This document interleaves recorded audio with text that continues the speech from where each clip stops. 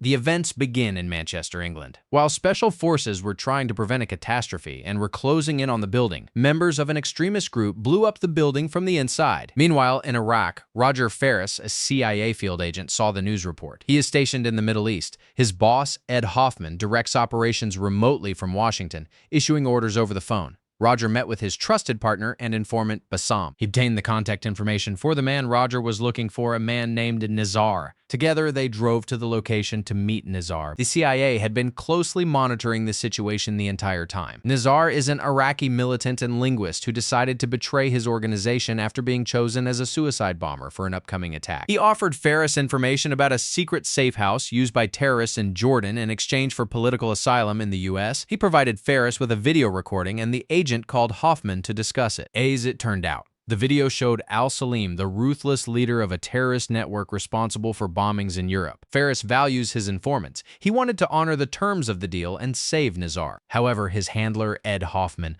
views Nizar not as a person but as a disposable asset. Hoffman denies him asylum and decides to use Nizar as bait to see which of the terrorists will come to eliminate him. Ultimately, when unknown criminals arrived for Nizar and took him away in a van, Ferris had to eliminate Nizar, otherwise he would have told them about the intelligence agents. Ferris and Bassam went to the safe house where the militants were hiding to seize the data storage devices that could lead them to the terrorist leader, Salem. Ferris changed his clothes and pretended to have car trouble while Bassam aimed his rifle at the criminals, who were already actively burning documents and disks. Bassam saw them reaching for their weapons, so he fired first. A shootout ensued, and amid the chaos, Bassam relayed their coordinates to headquarters and called for backup. One of the criminals threatened to detonate explosives. Ferris took him out, but the explosion still went off. Bassam dragged his friend to safety, but Ferris still wanted to retrieve the remains of the burned discs, though there was almost no time left. They got into the car, and another explosion rang out. They were now being pursued by 2 cars full of criminals, and Ferris tried to fend them off with gunfire. Bassam continued to relay their location to headquarters, and helicopters were closing in on them. The criminals loaded an RPG and fired at the helicopter, but it successfully deflected the attack. Another criminal, however, did fire a second rocket at Ferris and Bassam's car. Reinforcements landed from the air and pulled Ferris from the wreckage of the car, but Bassam was killed in the explosion. Ferris was devastated, as Bassam had become not just a colleague, but a close friend of Ferris's during their time working together. Roger was evacuated by helicopter, along with the remaining discs. When Ferris woke up, a doctor was talking to him. Later, once he had recovered, he was handed a phone to speak with Hoffman. Hoffman informed him of a new target, a hideout in Jordan. Ferris refused to listen until he found out whether the CIA, for more information, had provided any compensation to the family of the late Bassam. Hoffman ordered him to head to the Jordanian capital, Amman. Immediately upon arrival, Ferris was to establish contact with Hani Salem, the head of Jordan's General Intelligence Directorate (GID), to secure the support of local authorities. They would be monitoring a house belonging to a Jordanian family consisting mainly of young men. Ferris met a new partner named Skip. Ferris and Skip headed to the GID complex. There, Ferris was able to meet with Hani. He was warmly welcomed. The Hani comes across as a refined, self-assured strategist in an impeccable Savile Row suit. Hani immediately makes it clear that he is the king of intelligence on his turf. He praises Ferris for speaking Arabic and for generally being smarter than the agents usually sent to him. The Ferris showed him the case files on the Jordanian safe house, but the conversation eventually centered on the issue of honesty. Hani set a strict condition for Ferris: never lie to me. In the end, they agreed to cooperate. Later, Ferris and Skip arrived at the safe house location to observe their target. Skip confided that he didn't trust Hani or his agents. Ferris, however, had already spotted Hani's agents spread out along the perimeter. But another problem arose. Ferris spotted an agent he didn't recognize, whom Skip knew. He was a CIA agent sent by Hoffman.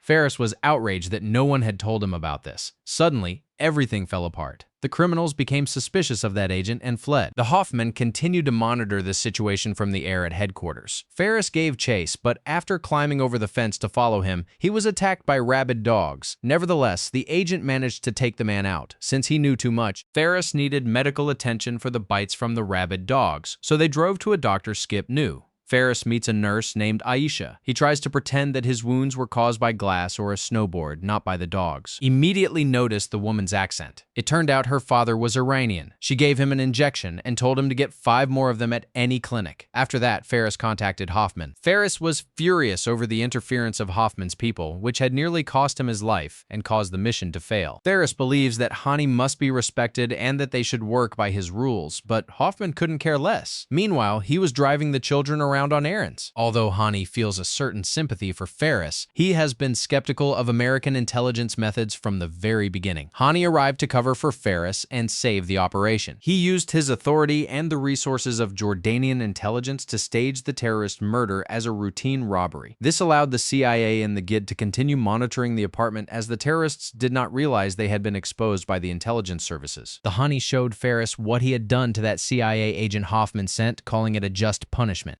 Meanwhile, in Amsterdam, the Netherlands, a horrific terrorist attack took place at a local market. 75 people were killed. Ferris heard about it on the news, and that same morning, Hani came to pick him up. He shared that he believed the attack in Amsterdam bore al-Salim's signature. Hani decided to bring Mustafa Karami, whom he had known since adolescence, into this operation. Hani's men kidnapped him, they drove to a deserted area, and Hani told him that he had sent his mother many gifts, all from in Karami's name. He called his mother, and she thanked her son. Karami was a devout man whom the terrorists were training to be a suicide bomber. The Hani convinced him to work for intelligence by promising to protect his family, especially his mother, and by showing him that the radical leaders were actually betraying the true faith by using people like him as cannon fodder. This compelled Karami to switch sides to save his loved ones and remain true to his genuine beliefs, and now he must infiltrate al-Salim as a spy. He thanked him and his bicycle was returned so he could ride into town. Ferris simply observed Hani's intriguing strategy. Later, Ferris entered his apartment and suddenly saw Hoffman himself rummaging through his kitchen. Later, Hoffman and Ferris went to the meeting together. Finally, the armchair strategist Hoffman comes face to face with Hani. Hoffman comes across as an extremely arrogant and cynical manipulator. He tries to dominate the conversation, relying on the US's technological superiority, and openly displays contempt for Jordanian methods. Hoffman considered Hani's methods too slow. He argued that there was a critical sense of urgency that required abandoning the strategy of patience in favor of more aggressive interrogation or using Karami to launch an immediate assault. He made it clear that he wanted Hani to hand over control of Karami to him. The Hoffman pulls out his trump card, a recent photograph of al-Salim demonstrating his dominance in terms of information. In any case, Hani flatly refused to hand over Karami. Later on the road, Hoffman shares all the latest information about al-Salim with Ferris, revealing the criminal's real name. Ferris tells Hoffman not to do anything with Karami because Hani will kick them out of the country if they do. Hoffman warns that Hani cannot be trusted. Hoffman, of course, could not agree with Hani's methods, so the next day he enlists Skip to kidnap Karami. The agents tail the man, getting very close, but Karami still manages to slip away and a truck blocks the agent's path. Meanwhile, Ferris arrived to see Nurse Aisha. She wasn't on duty yesterday, so he deliberately came today. During their conversation, she noticed that he had taken off the wedding ring he'd been wearing last time. Ferris explained that his previous marriage had been a bad one for both parties. Ferris asked Aisha to meet him today outside the clinic, but she pointed out that the place she was going to today would make his presence there uncomfortable. He wasn't deterred and went with her anyway, and they arrived at the refugee camp where she volunteers and provides medical care. She asked what Ferris was doing in Jordan. He introduced himself as a political advisor. She was impressed by his knowledge of Arabic and agreed to meet him somewhere else again. As Ferris was walking the woman home, Hani's men suddenly came after him and, without waiting for an explanation,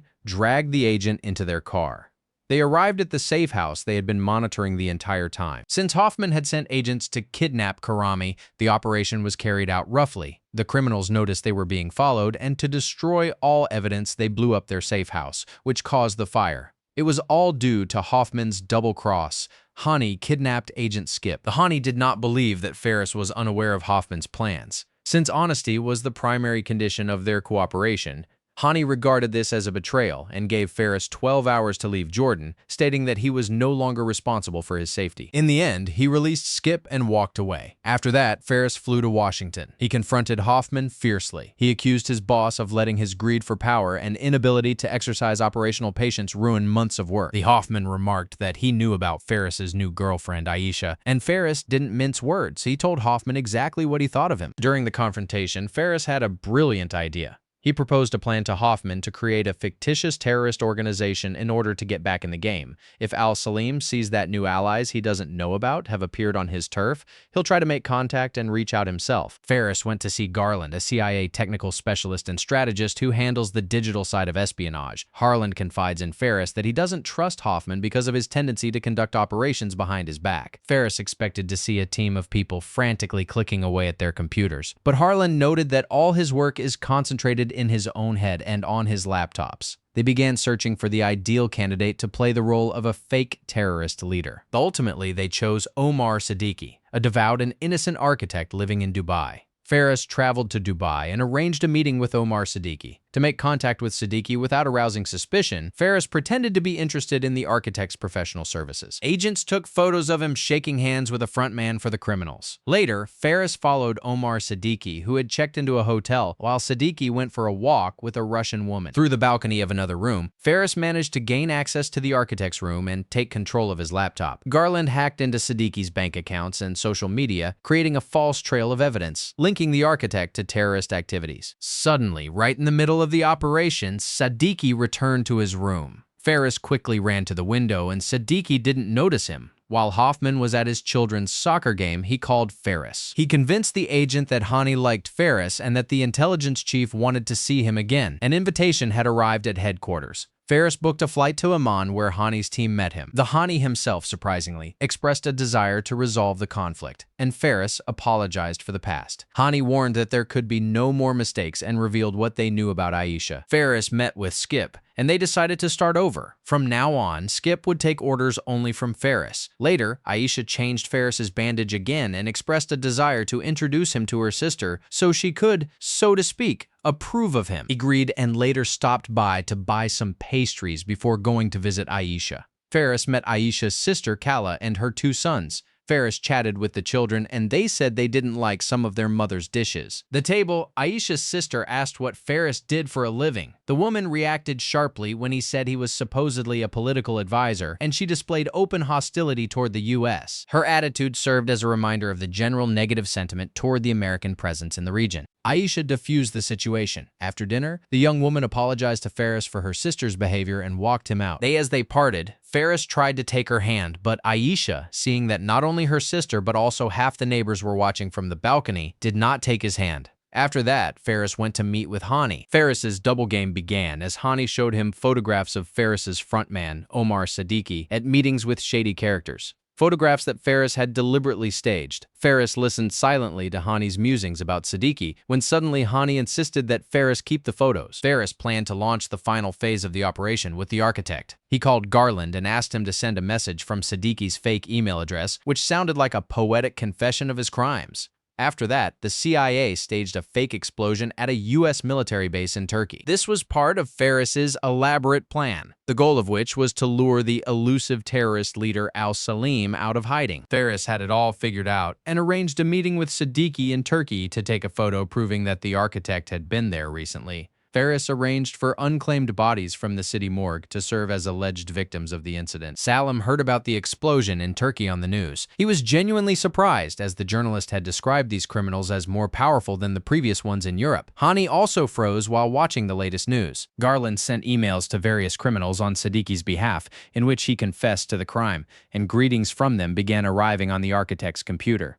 Salem's associates delivered information about the new leader, Siddiqui. The Hoffman praised Ferris over the phone for his work, but Ferris wanted to take Siddiqui out of the picture so he wouldn't get hurt. Hoffman didn't approve of this. Ferris drove to Siddiqui's workplace to meet him. The architect was on edge and refused to listen to Ferris. A car was following them, and when Siddiqui got into his car and drove off, he was being tailed. A group of criminals shot Ferris's partner, Skip, then went after the architect and kidnapped Siddiqui. They greeted and praised him, but he didn't understand what they were talking about. He told them about the American who had recently commissioned a design for a bank, that is, Ferris. Salem listened to all of this. Meanwhile, Ferris was at the hospital with Skip. Hoffman called the agent and stunned him with the news that Siddiqui was no longer alive. Ferris felt guilty. The agent could no longer tolerate this and said he was withdrawing completely from the mission. Suddenly, when Ferris arrived at his apartment, there was an envelope on the doorstep containing photos of him and Aisha. She was in danger, so he rushed to her apartment as quickly as possible. But she wasn't answering her phone. The door to the apartment was open, open, and he noticed traces of blood in the kitchen. He saw no way out, so he decided to run to Hani. Ferris whispered to him that he had created Omar Siddiqui and orchestrated the entire operation.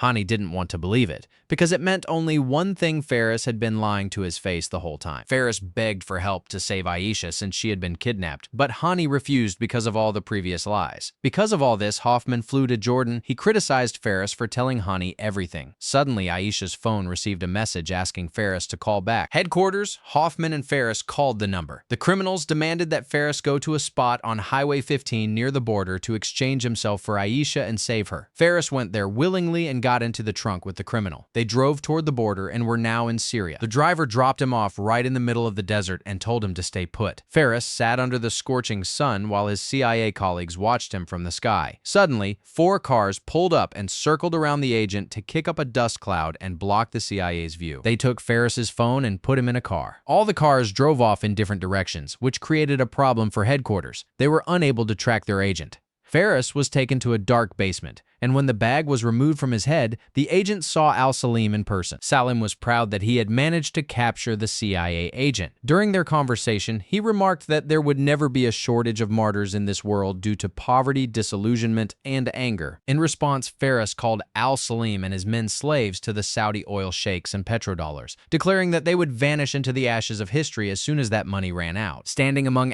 Salem's associates was Karami, a Jordanian intelligence agent whose identity had not yet been revealed. Ferris hinted at and then bluntly told Salem, "You work for us." Salem grabbed a hammer and struck Ferris's little finger, breaking it. Ferris spat in the criminal's face. Salem broke another of the agent's fingers, then wiped his hands and walked away, ordering his allies to execute Ferris. The agent struggled desperately to break free. He was tied to a table, and they were already delivering a speech when Ferris recalled the torture from his past, when suddenly Jordanian special forces led by Hani appeared. Meanwhile, Salem got into his usual car, but Jordanian agents were already waiting there, and the terrorist was arrested. Later, Hani visited Ferris at the hospital. Ferris had already figured it all out. It was Hani's men who had taken Aisha. Hani had calculated that, in his despair, Ferris would voluntarily surrender to the terrorists in exchange for his beloved's release. This allowed Hani to use Ferris as live bait to lead the special forces straight to Salem's secret hideout in Syria. The Hani had his own agent, Mustafa Karami, who had been infiltrated against his will directly into Salem's inner circle. It was Karami who became the key asset that Hoffman tried to kidnap, but Hani managed to keep him as a secret asset and an ace up his sleeve. The Hani emphasized that Hoffman hadn't found Ferris and hadn't been able to rescue him, while Hani had made sure everything went smoothly from the very beginning. As it turned out, Aisha had gone with Hani of her own free will. He had politely convinced her that it was for her own safety. At that point, she had no idea what had happened. After that, Hoffman arrived in Jordan and spoke with Ferris. Hoffman thought his agent would return to the US, but Ferris said he was quitting. Hoffman almost took this as treason, but his words no longer meant anything to Ferris. Ferris wanted to see Aisha again and watched her from the window while she was at work. At first, Hoffman kept an eye on Ferris, but eventually gave the order to end the surveillance, letting his best agent go his own way. That's all for now. Thanks for watching. Don't forget to like the video and subscribe to the Movie Fist channel so you don't miss out on interesting movie plots.